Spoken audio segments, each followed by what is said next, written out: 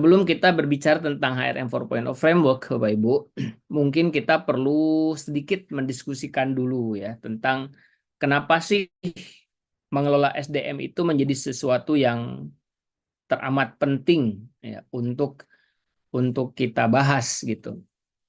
Ya, tentu saja ya kita bilang penting gitu. Bahkan kalau saya tanya, apakah Bapak Ibu semua setuju nggak kalau seandainya SDM itu menjadi salah satu aset terpenting dalam organisasi kita?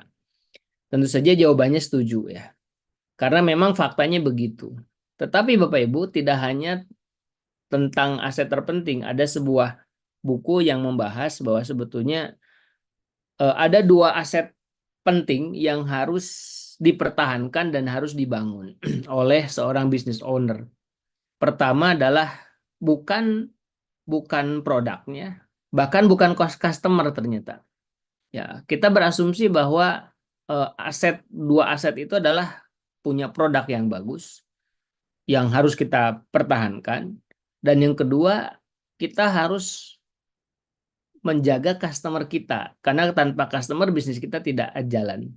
Tetapi Bapak Ibu sesungguhnya ya dua hal ini tidak akan besar ya. Produk kita tidak akan cukup laku dan customer kita tidak akan cukup bertahan bila mana ya di organisasi kita tidak ada dua aset yang sangat penting.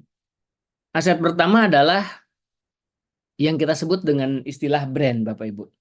Ya, brand ini bukan merek, tetapi brand ini adalah reputasi. Jadi sebuah reputasi bisa membuat ya produk yang tidak bagus pun dibeli orang. Ya, atau bahkan tidak hanya beli, laris manis dibeli oleh orang. Kenapa begitu? Karena perusahaan kita punya reputasi yang bagus di depan customer. Ya, kita seringkali melihat ada merek tertentu, ya, misalnya ayam goreng yang sebetulnya makanannya biasa saja.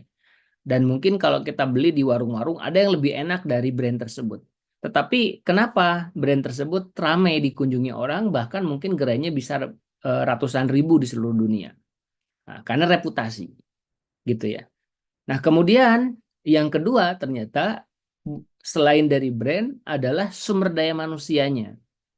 Jadi ada sebuah buku yang menarik, ya, Good to be Great, ya, menuliskan bahwa sebetulnya salah satu aset terpenting adalah manusia, tapi bukan hanya manusia, the right man, orang yang tepat adalah aset terpenting dalam organisasi. Nah, dua hal inilah Bapak Ibu, baik itu aset berbentuk reputasi atau brand dan berbentuk manusia atau human capital, kita sering bilang begitu. Nah, ini adalah dua aset yang paling penting yang ini bisa membuat bisnis kita itu berumur panjang, bisa bahkan mungkin bisa lintas generasi. Nah, gitu ya. Jadi kalau kita bicara terkait dengan menjawab apa aset terpenting kita, salah satu yang harus kita perhatikan adalah sumber daya manusia.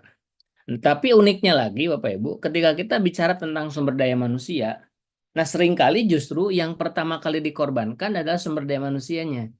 Nah, ini agak aneh. Di satu sisi kita bilang bahwa manusia adalah aset terpenting dalam organisasi, tapi justru ya ketika perusahaan itu misalnya dihadapkan kepada situasi yang sulit, entah itu kena pandemi seperti tahun 2020 yang lalu, atau terkena krisis moneter dan lain sebagainya, justru yang dilakukan pertama kali pemangkasannya adalah manusianya, SDM-nya.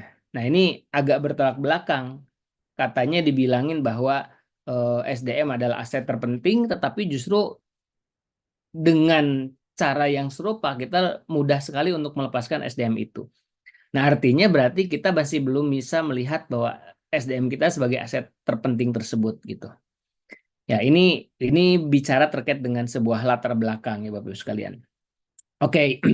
Jadi kenapa kita itu perlu mengelola orang-orang dalam organisasi kita? Ya jawabannya adalah karena right people are our important asset.